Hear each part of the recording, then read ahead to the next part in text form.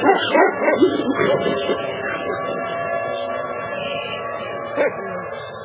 again, you're listening to the Hour of the Time. I'm William Cooper. Ladies and gentlemen, today is Memorial Day.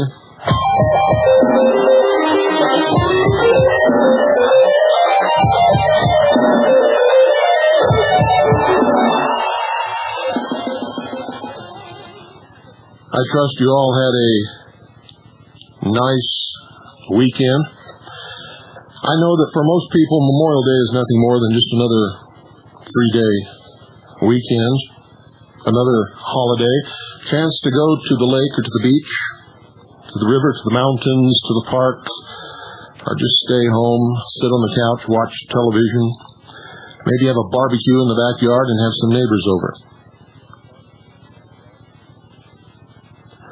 But that's not what Memorial Day was meant to be. One of the problems that we have in waking the sheeple is that they have become so complacent, so apathetic, and so basically ignorant of how it happened that they came to have so many opportunities. The highest standard of living in the world, bar none, or at least used to be. Some say still is. Many would question that. We have become complacent. We have been so lucky, so left alone in this country by the rest of the world,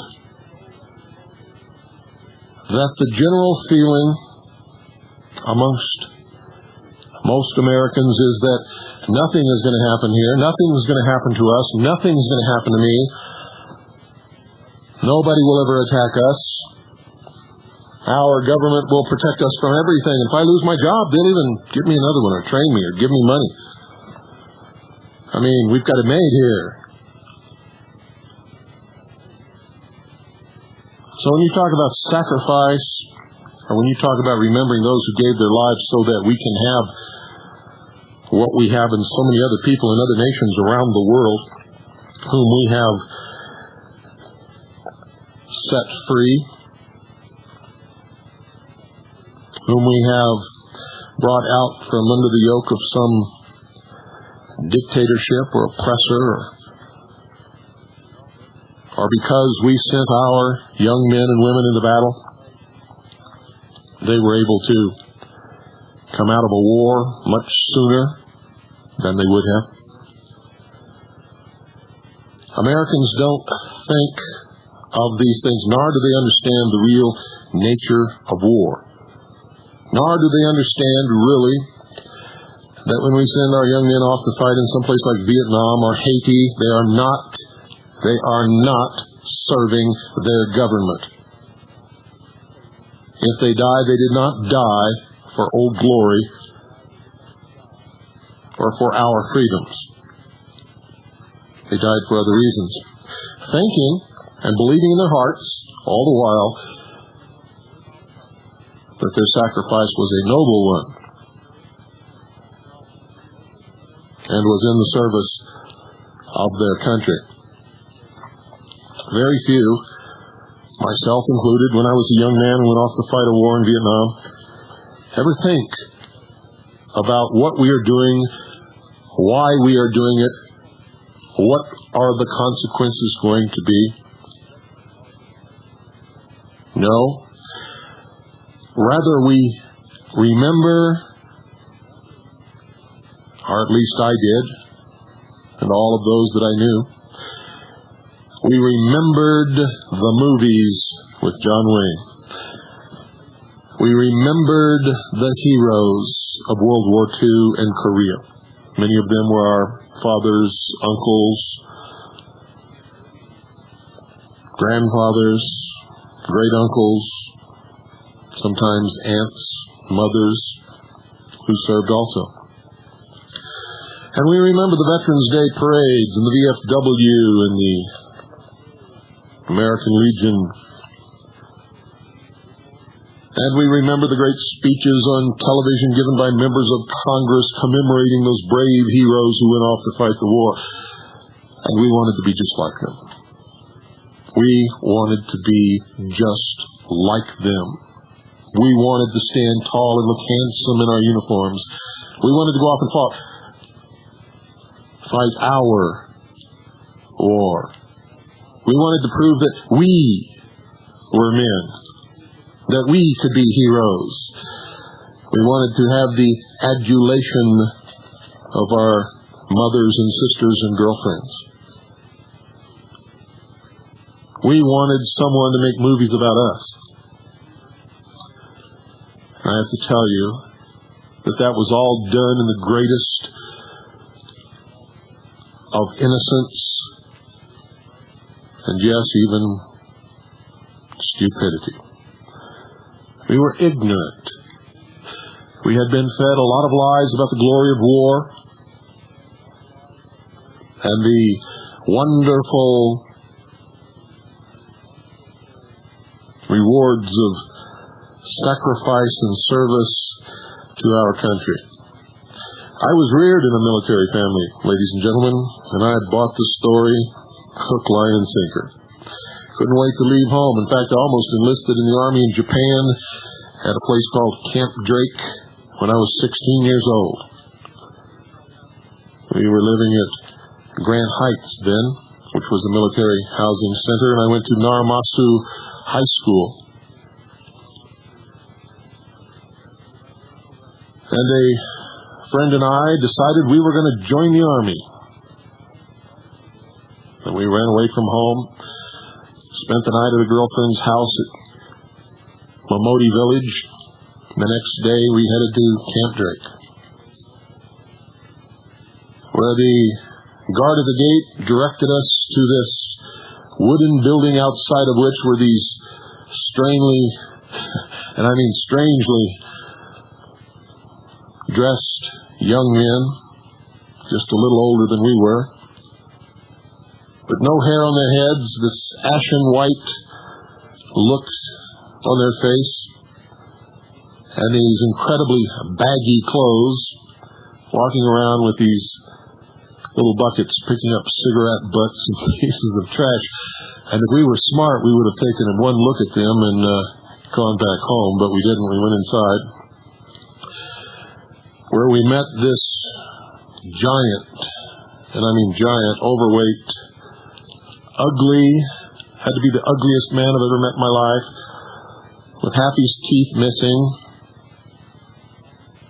It was an old sergeant who'd fought probably in 2 or 3 wars. Chest covered with medals and stripes and hash marks and everything else that you could possibly think of. And when we told him what we wanted, he started laughing, and I don't think he stopped for about 10 minutes. He asked us if our parents knew what we were doing, and of course we were honest. We told him no. We had to tell him the truth anyway, because we were 16, and we weren't sure that they would take us at 16, and of course they wouldn't. We had to have signatures. So he gave us all the necessary paperwork after giving us a great dressing down and telling us what fools we were. And we should have known just by looking at him and looking at those young men outside who were very busy doing nothing, looking for all the world like prisoners from some strange movie. Prisoners of war, in fact. But they weren't. They were our young men who had just come from boot camp and been assigned to Camp Drake, and would soon find themselves rotated to Korea, probably, after some training and indoctrination. Well, we took those papers and went back to our girlfriend's house and sat down at the coffee table and tried to figure out how to sign our parents' names without drawing any suspicion to the fact that they really weren't their signatures. And no matter how hard we tried, we could not make that work. So ultimately, after 3 or 4 days, we ended up going home. And my father was curious. My mother was a little on the hysterical side. Nothing really happened, and that was the strangest thing of all. My father thought it was very funny that I wanted to go into the Army. He asked me if I really knew what I was doing, and I told him I thought I did. And at that time, I thought I knew everything. Of course, I didn't. Didn't know anything. And so I missed going into the service at 16, and boy, am I glad today. For I got my high school diploma, as I should have, and went on to what I thought were bigger and better things.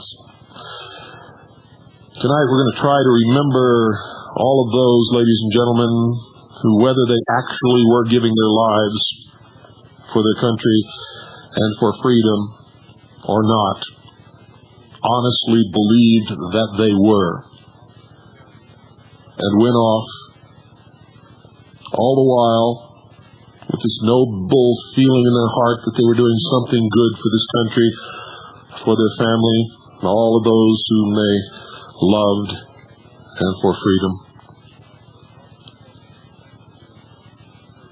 All of them, each and every one of them, also believing in their heart that they would not be the one who got killed or wounded or maimed, and that they would come back and would march in those parades and would marry Susie the cheerleader and have 2.5 kids and live happily ever after, reaching the American dream, owning their own home, having a nice, cushy job down at the factory.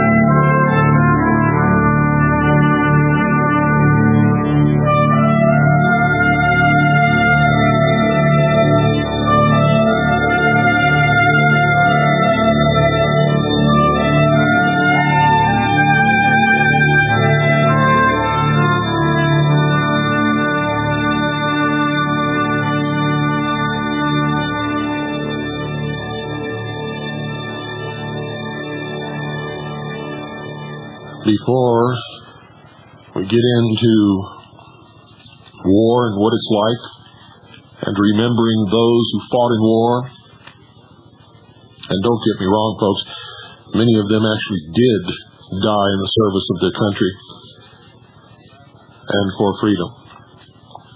Unfortunately, just as many or more died in wars and for purposes other than any benefit for this country, or for the American people, or for that matter, freedom.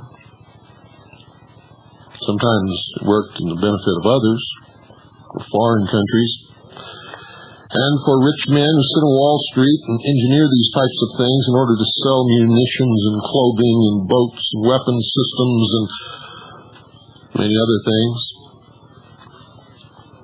From the time a person leaves its mother's womb, its every effort, ladies and gentlemen, is directed toward building, maintaining, and withdrawing into artificial wombs various sorts of substitute protective devices or shells. If you examine your own life, you will see that this is true. We seek an area of comfort, stability, safety, and security. The objective is to provide a stable environment for both stable and unstable activity, to provide a shelter for the evolutionary processes of growth and maturity, in effect, survival, to provide security for freedom, and to provide defensive protection for offensive activity. This is equally true, ladies and gentlemen, of both the general public and the elite, the rulers. However, there is a definite difference in the way each of these classes go about the solution of problems. The primary reason why the individual citizens of a country create a political structure is a subconscious wish or desire to perpetuate their own dependency relationship of childhood. I bet you never thought of it that way, but it's true. Simply put, they want a human God to eliminate all risk from their life. Pat them on the head, kiss their bruises, put a chicken on every dinner table, clothe their bodies, tuck them into bed at night, and tell them that everything is going to be all right when they wake up in the morning. Now, this public demand, ladies and gentlemen, is incredible. It cannot be fulfilled. Nevertheless, it is demanded. And so the human God, the politician, meets incredibility with incredibility by promising the world and delivering nothing. By learning very quickly the demands placed upon them and the unwillingness of the public to sacrifice in order to meet those demands, the politician learns to fill his own pockets, to make his own way, to ensure his own reelection. By promising the world, by lying and saying that he will do everything for everybody, and then delivering nothing. So who, ladies and gentlemen, is the bigger liar? The public or the politician?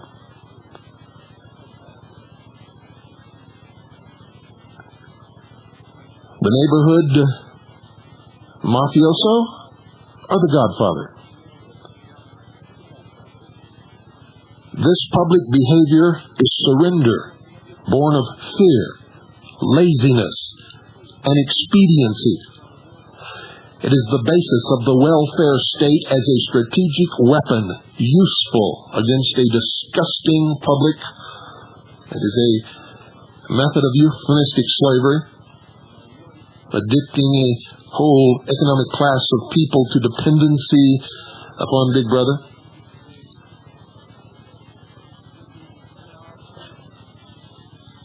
And how does the action and offense come into play? Well, most people, ladies and gentlemen, including you listening, would like to be able to subdue and or even kill other human beings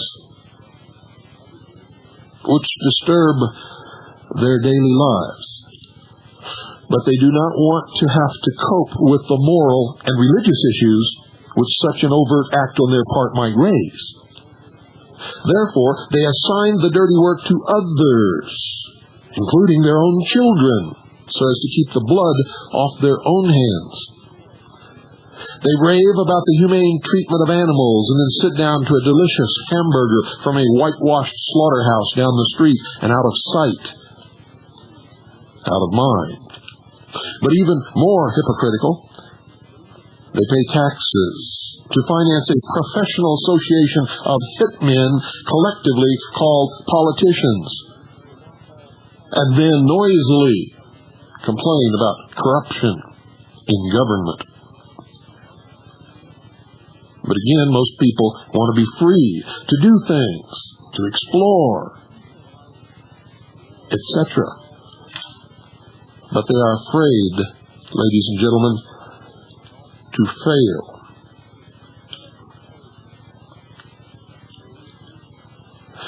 The fear of failure is manifested in irresponsibility, and especially in delegating those personal responsibilities to others where success is uncertain or carries possible or created liabilities, which the person is not prepared to accept. They want authority. The root word is author. But they will not accept responsibility or liability, so they hire politicians to face reality for them.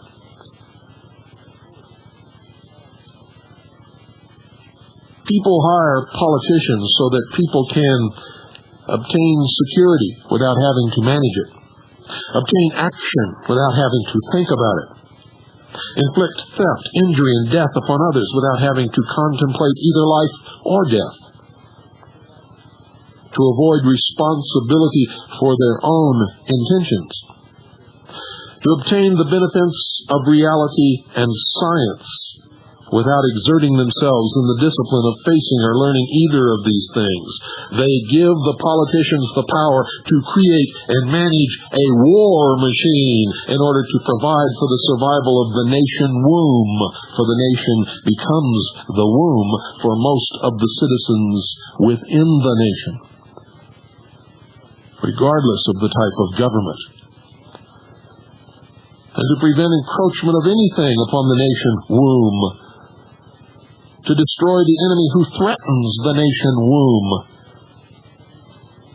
to destroy those citizens of their own country who do not conform for the sake of stability of the nation womb. And that is why it's so easy to vilify and demonize people who are considered to be politically incorrect or do not toe the party line. Politicians, ladies and gentlemen, hold many quasi-military jobs, the lowest being the police, which are soldiers, the attorneys and the CPAs next, who are spies and saboteurs, licensed, and the judges who shout the orders and run the closed union military shop for whatever the market will bear. The generals are industrialists. The presidential level of commander-in-chief is shared by the international bankers. The people know that they have created this force and financed it with their own taxes by their own consent, but they would rather knuckle under than be the hypocrite and admit it, ever admit they are wrong, or ever have been wrong, or ever will be wrong, or ever can or could be wrong. That's why so many people who know exactly what is happening will not admit it, will not stand up and say a word, but will echo the vilification and demonization of those who have the courage and the guts and who will and who do. Thus a nation becomes divided into two very distinct parts. For the most part, a docile subnation, which is the great silent majority, and a political subnation. The political subnation remains attached to the docile subnation, tolerates it, and leaches its substance until it grows strong enough to detach itself and then devour its parent. And that is in the process of happening right now. In order to make meaningful decisions about war, which is the primary economic flywheel, it is necessary to assign concrete logistical values to each element of the war structure, personnel and material alike. The process, ladies and gentlemen, begins with a clear and candid description of the subsystems of such a structure. When I was a young man, it was the draft. Now we have the all-volunteer force, which is a paid mercenary military machine, which has nothing to do with the nation state, but with everything to do with the New World Order. But how did we get to that state? We got there partly through the draft. You see, few efforts of human behavior modification are more remarkable or more effective than that of the socio-military institution known as the draft. The primary purpose of a draft, or other such institution, is to instill by intimidation in the young males of a society the uncritical conviction that the government is omnipotent. The truth, of course, is just the opposite, as government exists only with the consent of the people. But young men are brainwashed in a country that uses the draft, and most people in this country, if they did not go into military service voluntarily, were drafted.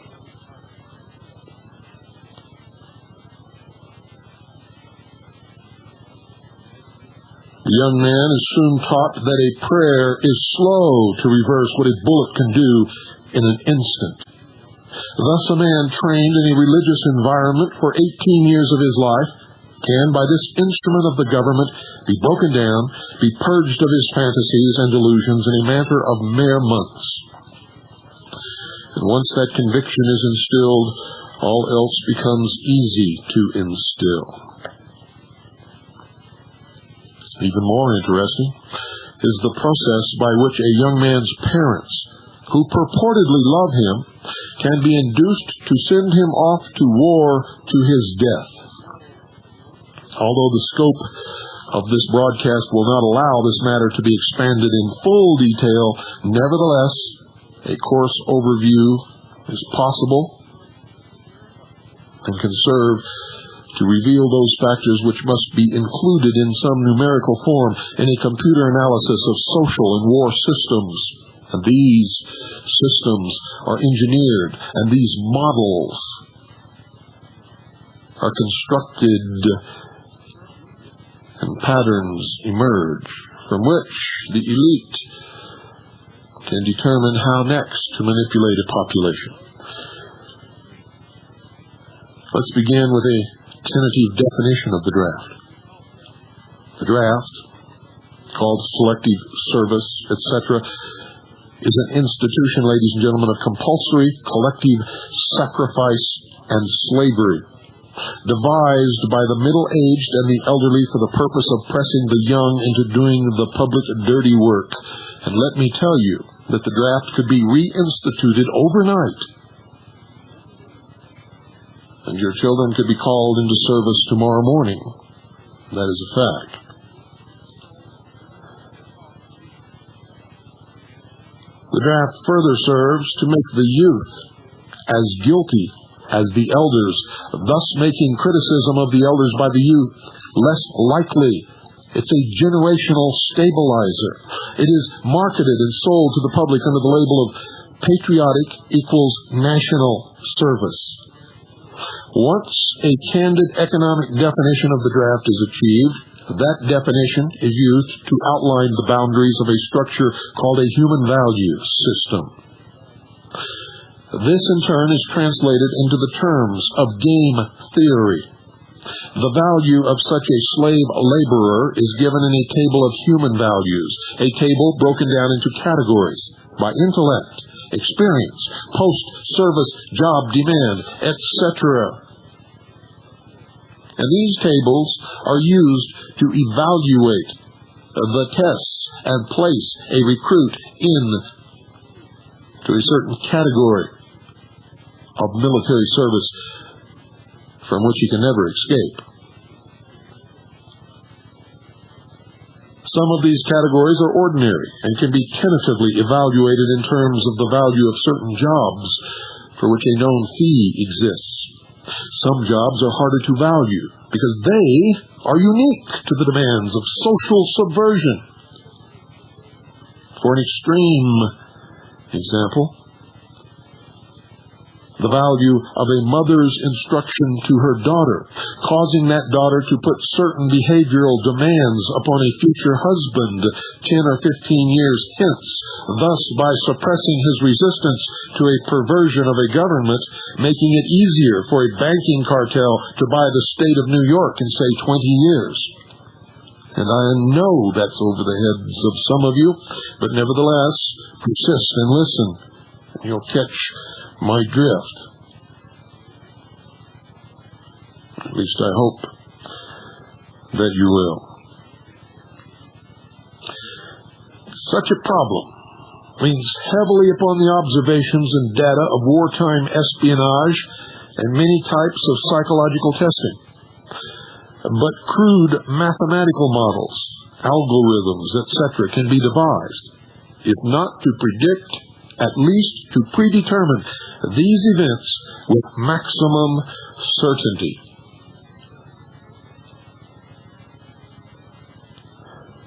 What does not exist by natural cooperation is thus enhanced by calculated compulsion.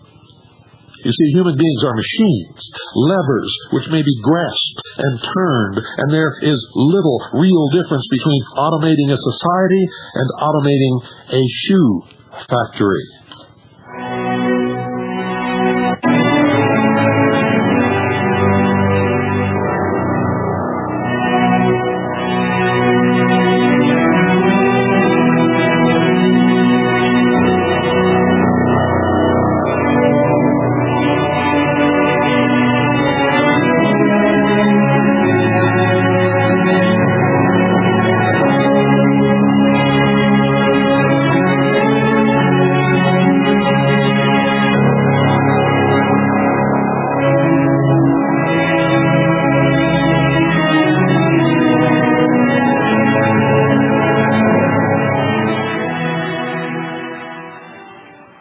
These derived values, ladies and gentlemen, are variable.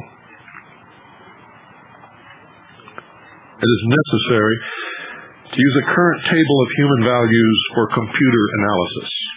Of course, if you don't have those tables, it's difficult for you to understand what those values could even be. But they're given in true measure rather than U.S. dollars, since the latter is unstable, being presently inflated beyond the production of national goods and services so as to give the economy a false kinetic energy or paper inductance. The silver value is stable, it being possible to buy the same amount with a gram of silver today as could be bought in 1920 or 1736. Human value measured in silver units changes slightly due to changes in production technology and no more. As in every social system approach, stability is achieved only by understanding and accounting for human nature, action-reaction patterns. A failure to do so can be, and usually is, disastrous. As in other human social schemes, one form or another of intimidation or incentive is essential to the success of the draft. Physical principles of action and reaction must be applied to both internal and external subsystems. To secure the draft, individual brainwashing, programming, and both the family unit and the peer group must be engaged and brought under complete control. And in this country, that has been very easy since the very beginning. The father is the man of the household, and he must be housebroken to ensure that Junior will grow up with the right social training and attitudes. The advertising media, etc., are engaged to see to it that father-to-be is sex-whipped before or by the time he is married. He is taught that he either conforms to the social notch cut out for him, or his sex life will be hobbled and his tender companionship will be zero. He is made to see that women demand security more than logical principles or honorable behavior. And by the time his son must go to war, father, with jelly for a backbone, will slam a gun into Junior's hand before father will risk the censure of his peers or make a hypocrite of himself by crossing the investment he has in his own personal opinion or self-esteem. Junior will go to war or father will be embarrassed. So Junior will go to war, rest assured, the true purpose notwithstanding. The mother, the female element of human society, is ruled by emotion first and logic second. In the battle between logic and imagination, imagination always wins. Fantasy prevails. Maternal instinct dominates so that the child comes first and the future comes second. A woman with a newborn baby is too starry-eyed to see a wealthy man's cannon fodder or a cheap source of slave labor.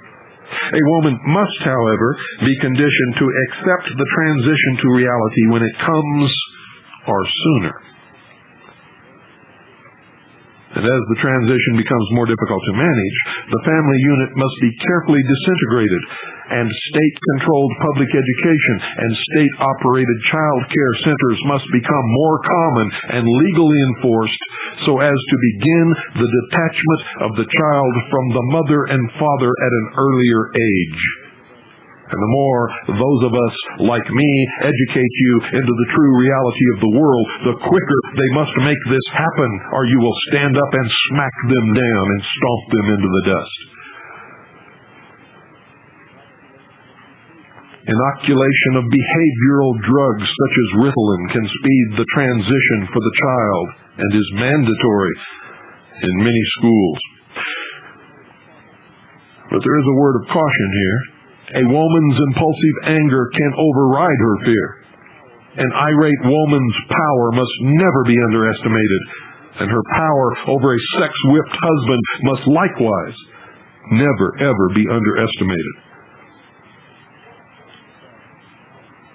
In fact, that is exactly what got women the vote in 1920. And I'm not saying they shouldn't have had it.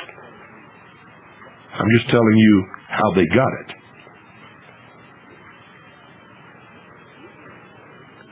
Junior. Little Bill Cooper, for example. When I was that age, I fit right into this pattern just like a hand in a glove that perfectly fits.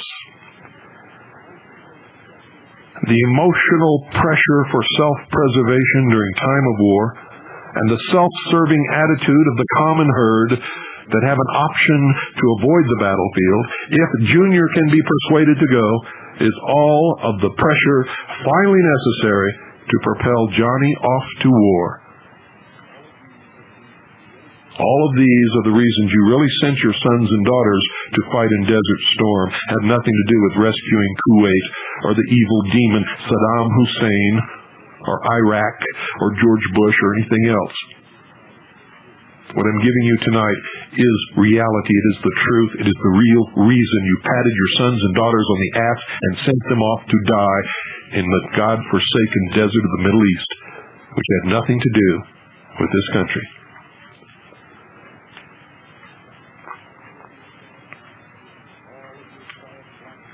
All of your quiet blackmailings of little Junior are the threats.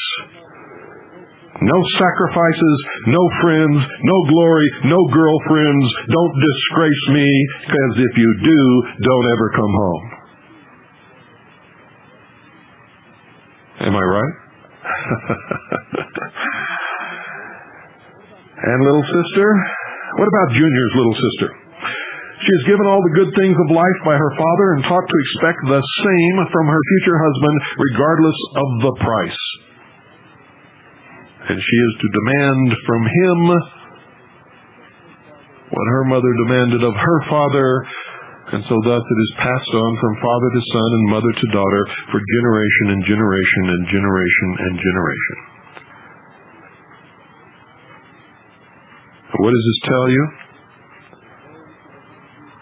That those who will not use their brains are no better off than those who have no brains, and so this mindless school of jellyfish, father, mother, son, and daughter, become useful beasts of burden, are trainers of the same. All of this, ladies and gentlemen, was taken from chapter 1 of my book, Behold a Pale Horse. I'm not trying to sell you a copy tonight. Just as always, I give you the source of the information. Chapter 1 is entitled Silent Weapons for Quiet Wars. You see, we are engaged in World War III at this moment. But it is a silent war, fought with quiet weapons. And most of you do not even know that this war is being waged. But it is. Does that in any way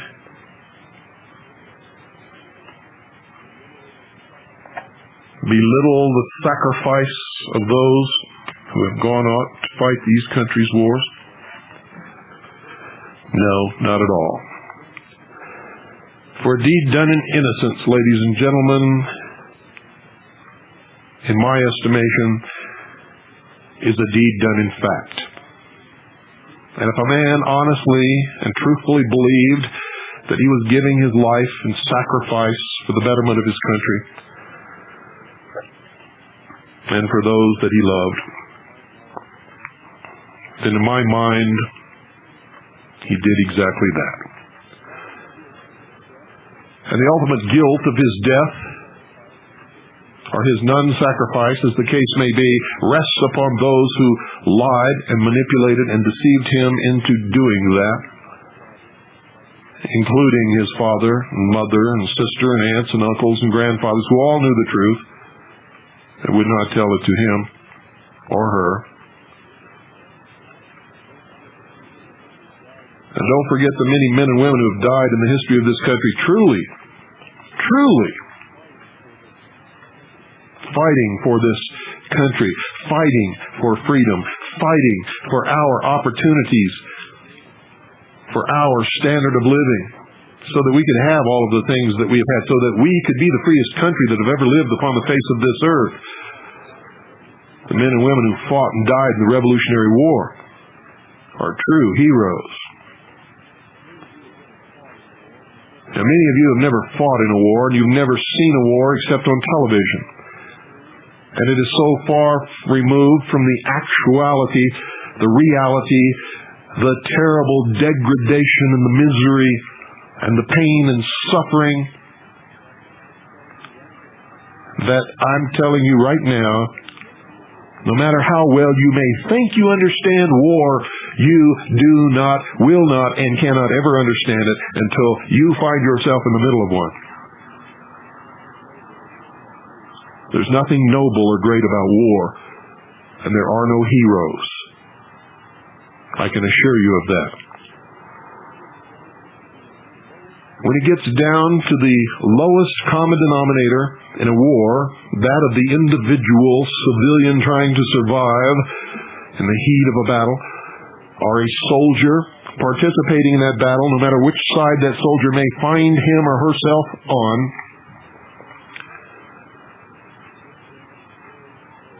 it gets down to the very most basic instincts of survival and friendship. And when the bombs are bursting all around, and when bullets are whizzing past your ears, and you hear the cries of the wounded, and see the dead bodies scattered and torn and ripped apart and blood everywhere, no one, and I mean no one, thinks about a flag or a country. No one is fighting for freedom. No one is thinking noble thoughts. They are fighting for their own survival and the survival of their immediate friends around them, and for nothing else.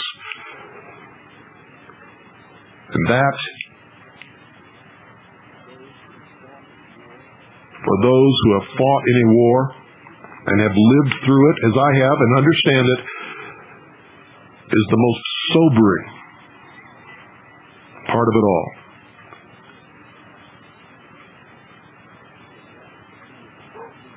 People react and they do what they have to do to survive and to help their friends survive, for without their friends they cannot. War is a terrible thing.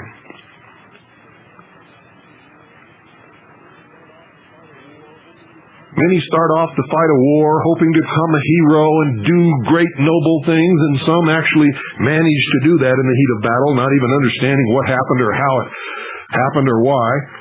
But all of a sudden they find themselves with a medal on their chest.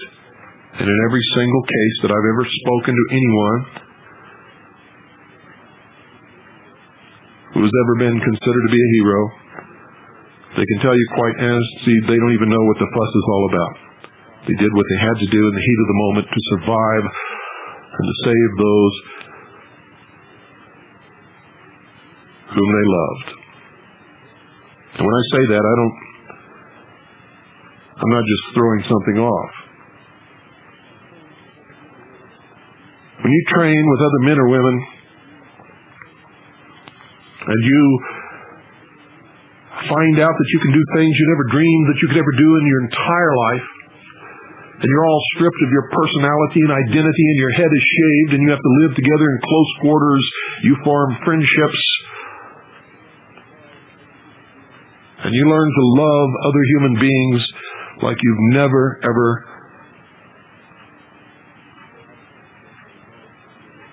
had a friendship or loved another human being before in your entire life. Women can speak of this easily. Men find it very difficult. For some reason, I got over that a long time ago.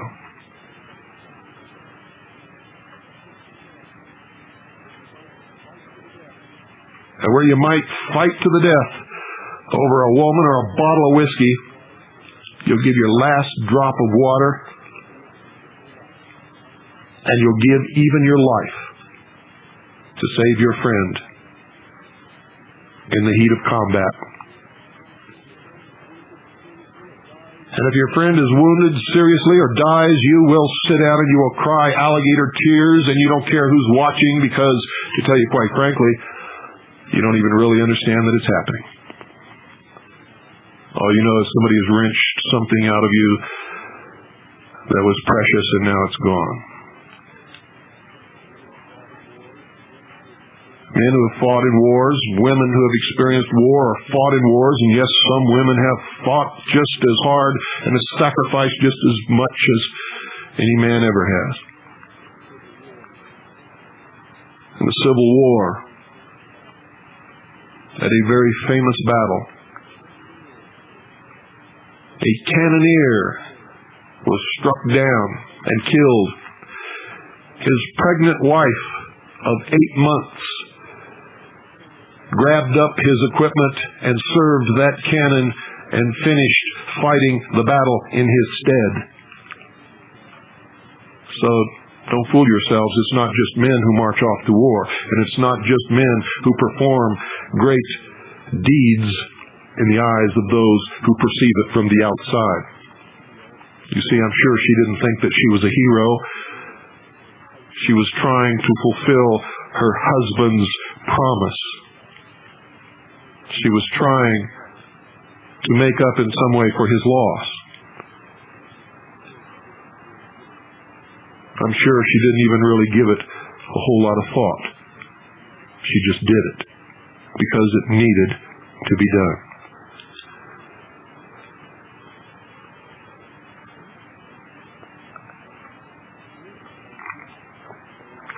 The music that I'm using tonight, you've heard before. In fact, you've heard many times before.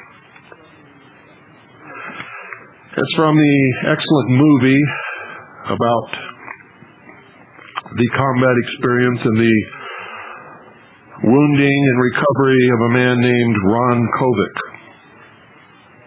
The name of the movie is Born on the 4th of July and starred Tom Cruise. Many of you may have seen it. And I know that most of you don't understand the connection between me and this music. And if I didn't tell you, you never would. I was attached to a unit in Vietnam called the Dong Ha River Security.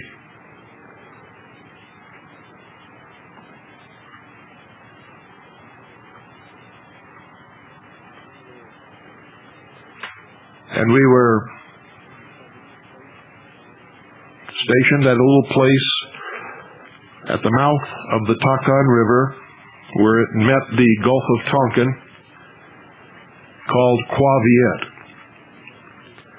Ron Kovic was a United States Marine, also stationed at Qua Viet. I knew Ron Kovic. Every night, we would go on patrol. I was a patrol boat captain.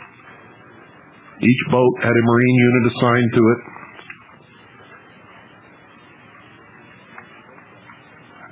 and they were under the command of the boat captain.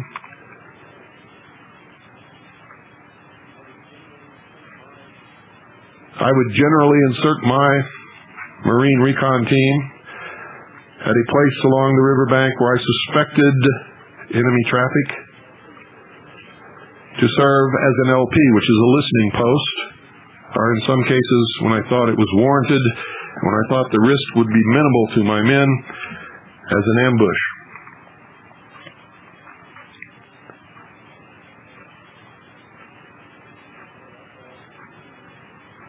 One night I had a Marine recon team inserted at a place called Whiskey 1-2, which was a little island.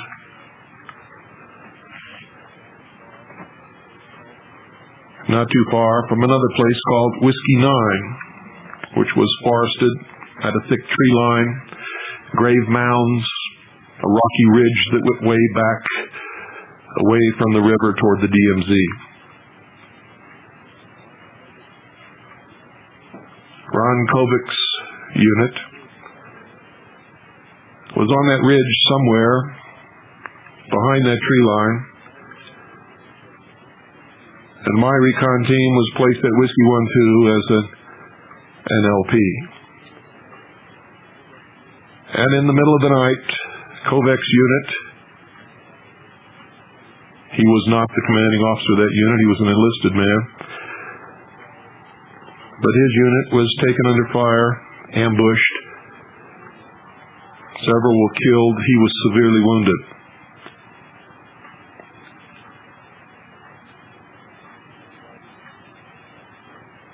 We provided a lot of cover fire. We called in an artillery strike. We stood by some of the boats, helped to evacuate some of those Marines from Whiskey 9. My boat was one of those. We came under heavy fire. I don't really know how Ron Kovic got back to Quaviet, or which boat he was on, or whether he was on a boat, or whether he was medevaced by helicopter. I really don't know. But I know I never saw him again. And I never knew what happened to him until this movie came out. And the titles of one of these pieces of music that I play is called Quaviet River, Vietnam, 1968. And so I'm sort of attached to this CD.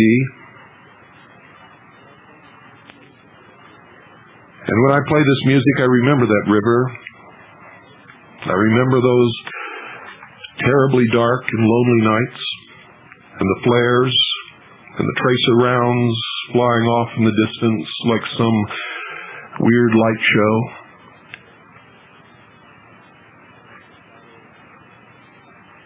And the staccato stutter of the 50 caliber machine guns and the rapid fire of the M60s, and the hose of light from Puff, the Magic Dragon.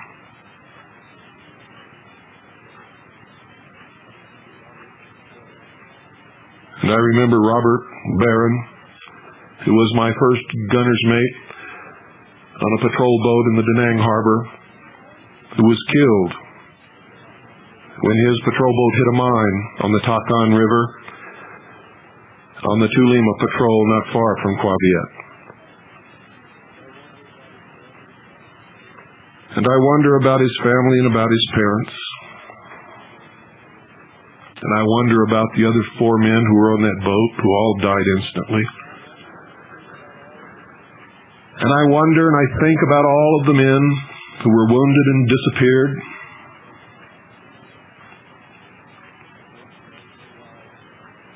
I think of the bosun mate who, while we were playing a game of football on the beach in the sand,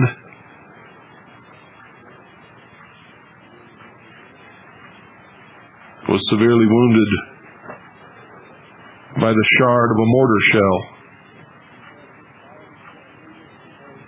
which had been fired and detonated who knows how many months or years before that, but was lying just under the sand with its sharp edges, and was driven deep into his belly when he was tackled during that football game. He was one of the best men that I ever served with. And he was wounded playing football. I don't know whatever became of him. I don't remember the names of any of these people, ladies and gentlemen,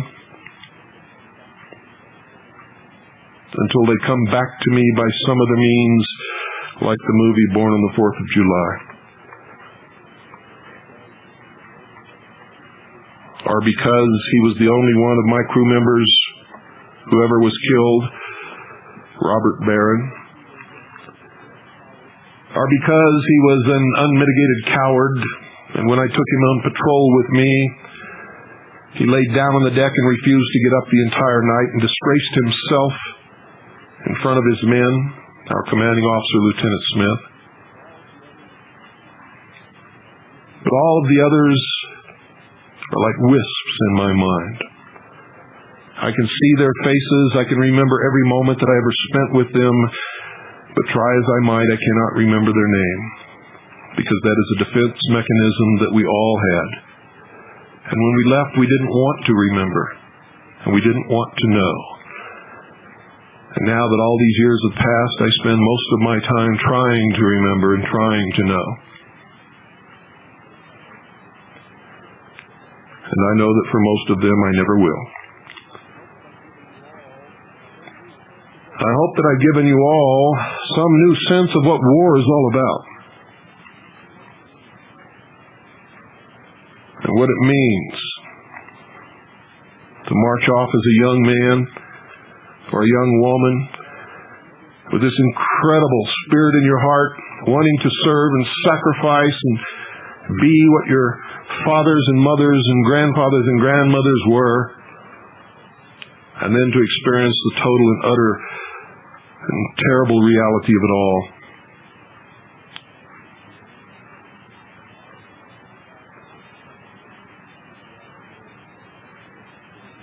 Many of you out there are looking for a war right now, and I'm telling you that if you ever get it, you will wish you had never even heard the word.